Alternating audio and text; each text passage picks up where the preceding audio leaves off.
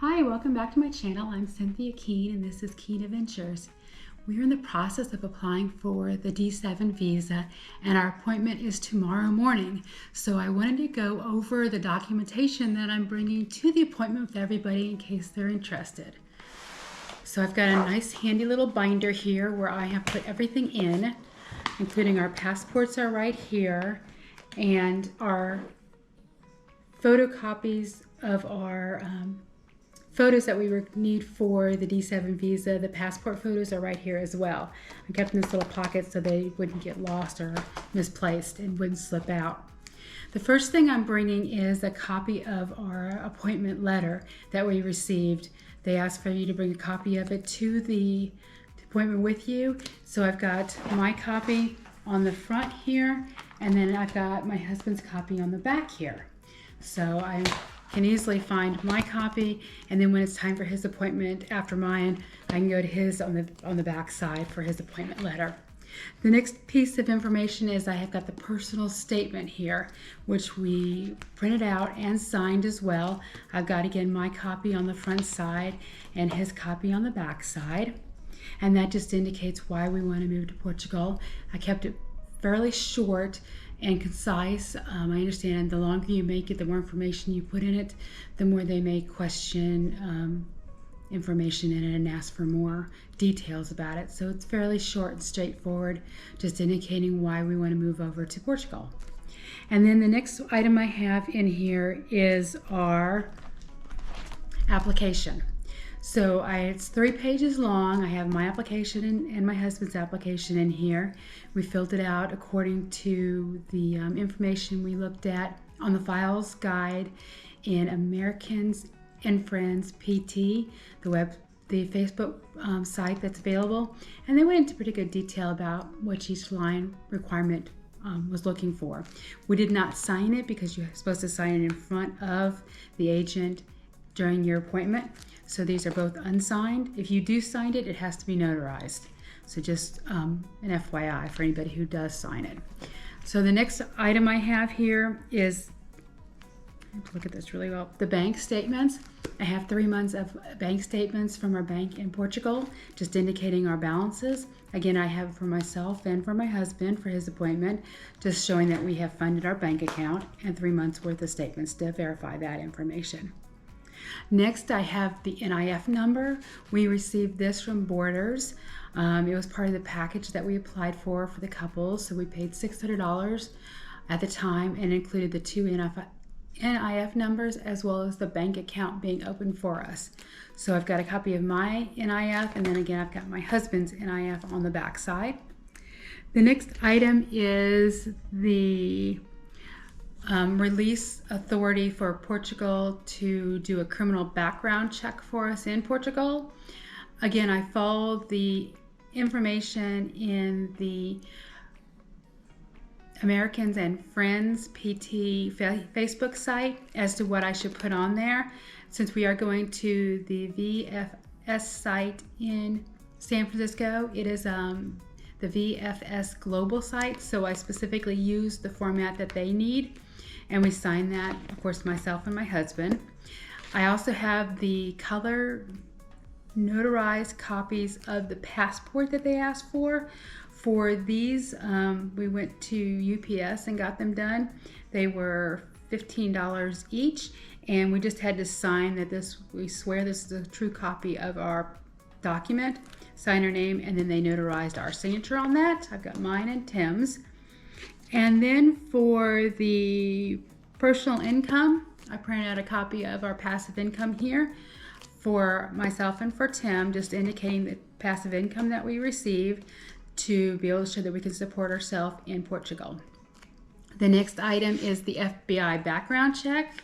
We both have our first class letters from the FBI with the background check enclosed in it. We were told not to open them, that if we did open them, they would have to be apostilled by the federal government agency.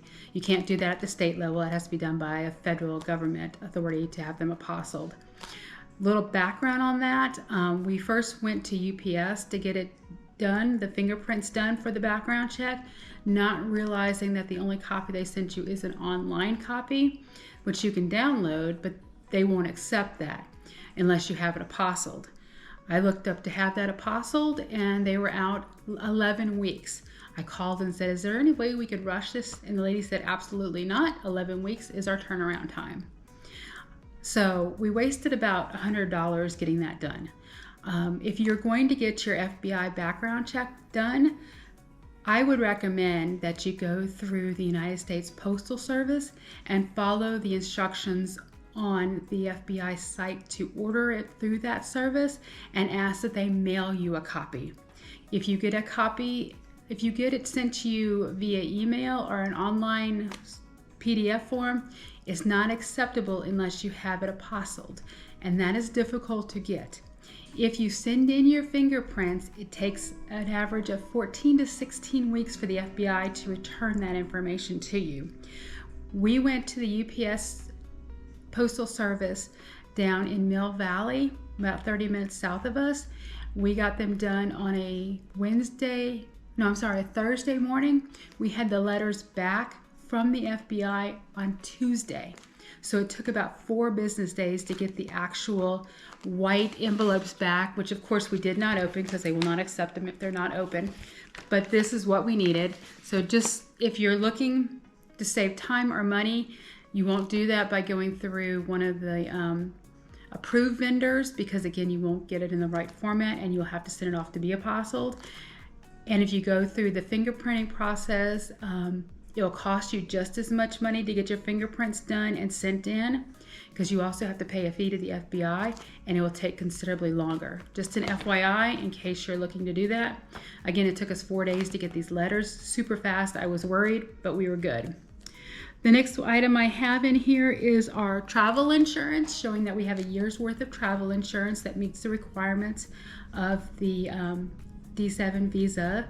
And we had got that done through, actually I'm not sure, but I went through W Insurance in Portugal, and they were extremely helpful, very fast, and they verified that all the information that is required, all the coverages that are required, are included in this policy. So we are good there. I've got a copy for myself and my husband again. The next item we have is the lease agreement.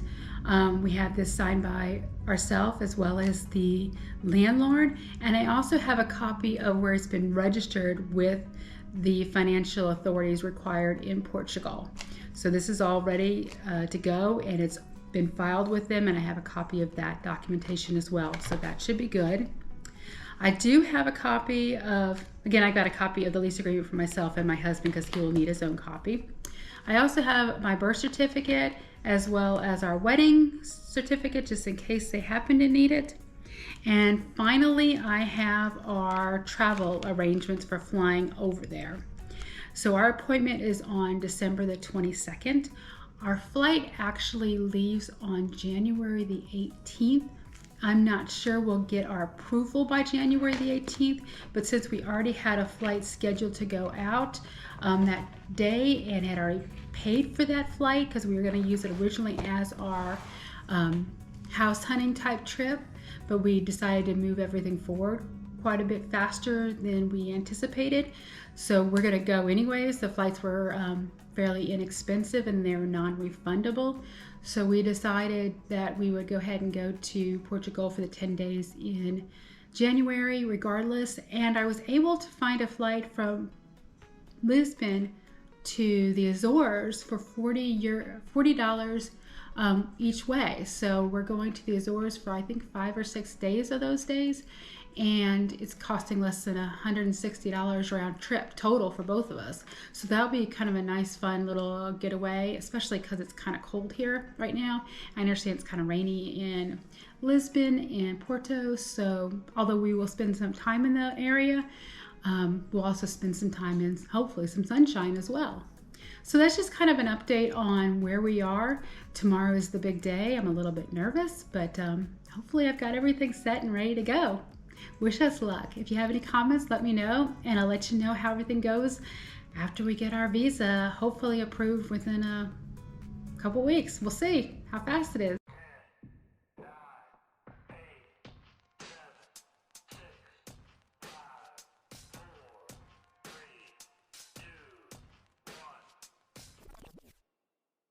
Okay, let's go.